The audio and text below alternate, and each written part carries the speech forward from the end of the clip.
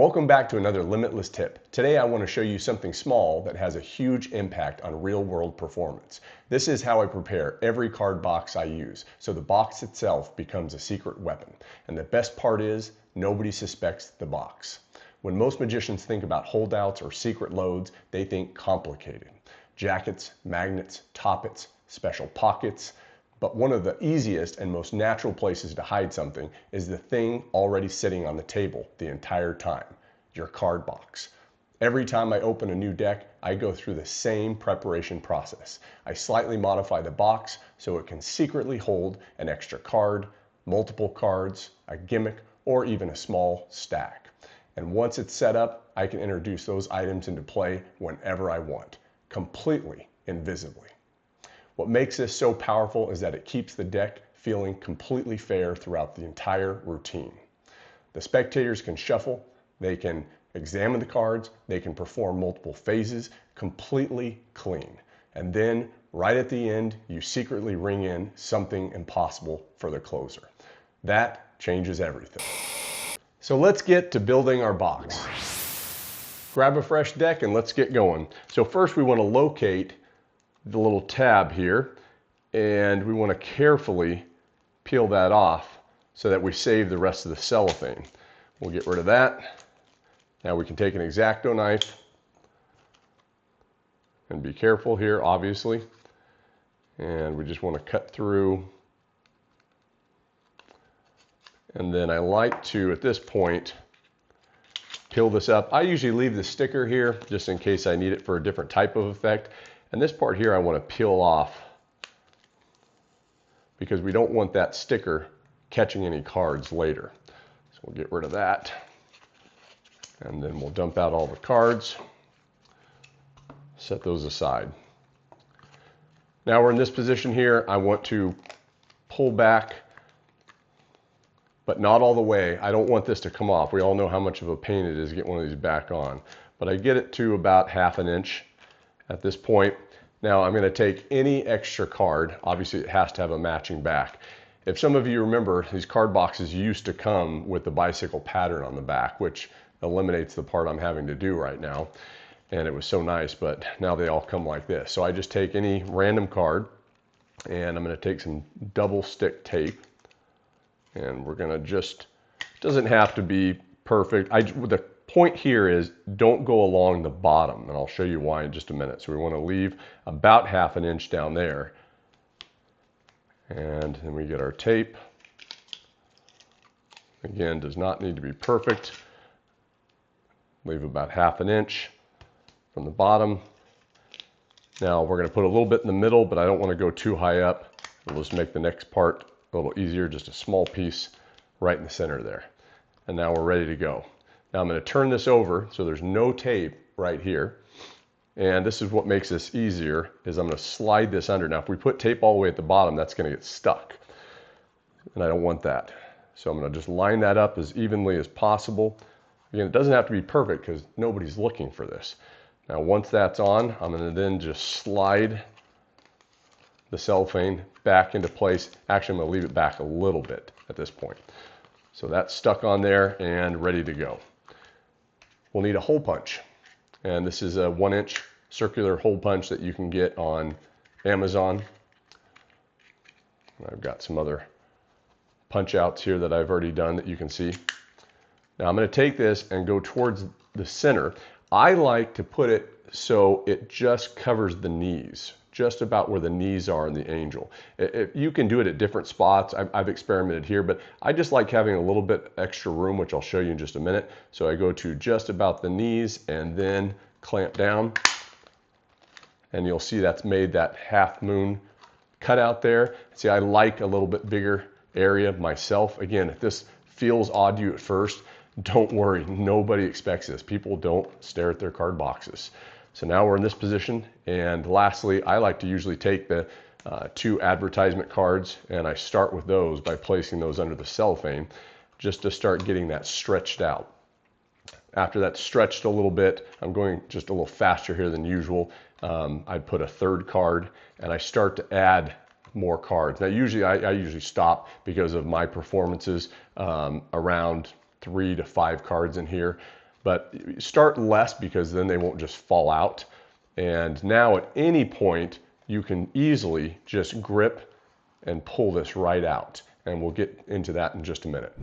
Now that we've constructed this simple holdout, how do we put it to good use? Well, like with any great routine, we want to finish with a miracle. And in this case, let's go with Sharpie Through Card by Peter Nardi. If this is going to be my closing effect, I'd start off by placing the gimmick in what I like to call the cellophane retention position. Now that looks pretty good, and you're not being chased, so no need to run. We'd go on with our routine as usual, and ideally in this case, we would have the cards inspected and shuffled by the spectators so we can condition them to know that that deck of cards is regular. And that's when we get them, right at the end. Briefly, we set the cards down, and then as an afterthought, you know what, let's try one more thing. Now that part right there is so important. The reason I made a larger cutout of that half moon is so that there's no fumbling. You might feel a little bit uncomfortable making that half moon larger at first, but nobody sees it. Nobody cares. Nobody stares at the boxes. So when we reach in, I've got a hold of that gimmick and the cards now. This is the psychological portion. Do not pull the cards away from the box. That implies that you're removing something or adding something onto the cards. What you want to do is remove the box and set it aside. It seems trivial, but I think it's important. Let me know what you guys think in the comments. Now, if you've seen this effect, you can go on to have any card selected. It doesn't matter. They can sign this card, and then we'll return it to the deck, and we'll go on to explain how this is a unique card, not another one like it in the world.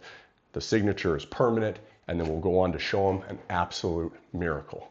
We take the Sharpie, and we ideally find the sweet spot. Isn't that amazing? I absolutely love this.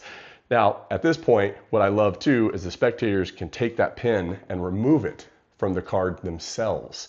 And after just a few seconds of some magical gestures, you go on to show them that their card is completely unharmed, and that's handed out as a souvenir. Now, some people argue that why not just use the card box as the retention? This is what they mean. If I was to place that joker in the front like so, it's now separated from the rest of the deck. And I can get a hold of that with my index finger. And when I'm ready to perform, I can take out the rest of the cards, and there's one card left inside. Very valid, and to each his own. But what I don't like about it is, let's say we're ready to go on to our finishing or our finale, and I want that card on the face. Well, I have to move it around a little bit. There's some noise, and maybe it doesn't get in the right position when I'm putting the cards away. I just don't like it. Also, this feels so final. We're done. The cards are put away. Versus the deck just being briefly set on the box, which kind of flies by again psychologically, that they are never even near the box. So that's my preference, is just using the cellophane retention position. Please let me know in the comments what you think about this method.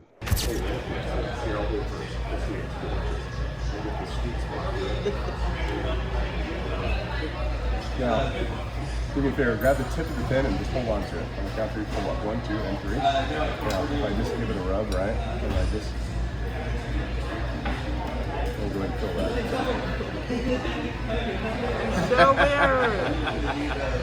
that. For example, maybe the entire routine has used a normal shuffled deck, nothing suspicious. Then suddenly at the end, a signed card appears somewhere impossible, or a prediction comes into play, or a duplicate, or a color change, or a special reveal card. And because the audience has already been conditioned to think the deck is ordinary, the final effect becomes astonishing. Now, for me personally, the biggest advantage isn't just hiding cards, it's flexibility. Because as a hobbyist, I don't always know if I'm going to be performing a few effects or a full routine. Another reason I love this approach is because it removes pressure from the beginning of the creative process or routine building. A lot of magicians feel like they need to start with the stack or gimmick immediately. But when your holdout is built into the card box, you can wait. You can let the routine breathe. You can build trust first, then introduce the impossible later. This is one of my favorite types of methods, the kind hidden in plain sight, because the spectators see the card box the entire time. It never feels important, which makes it a perfect secret tool. Another thought I wanted to share is how to organize your duplicates or replacements with this system. Whenever I'm ready to open up a new deck of cards, I always take the old cards and organize them into these 4 boxes. These 4 boxes are just for the red cards. I would do the same thing with the blue cards. Now, hence the sticker on the front with an R indicates that these are all red cards. I've also placed them into chased order. These are all clubs, these are all hearts, spades, and lastly, diamonds. So how does this system work for me? These boxes can be purchased on Amazon in bulk. All of these are clubs. They're all duplicate old cards from prior decks. And it goes ace through. Well, I would have had a king here, but I've obviously used them all up in performances. So anytime I'm out performing, let's say somebody signs the 2 of hearts, we tear it up, we burn it, we hand it out as a souvenir, whatever the case may be, that card is gone. When I get home, instead of just now missing that 2 of hearts, I take the appropriate box. If it was a red deck, I dump those out and go through and take a duplicate 2 of hearts and replace it back in my deck. This is well worth the effort in the beginning. It'll save you tons of time in the end. So the takeaway here is simple. Don't just think about tricks. Think about utility. Think about objects that already exist naturally in your performance environment and ask yourself, how can this become an advantage? That's your Limitless Tip for today. I'll see you next time in the Magic Lab.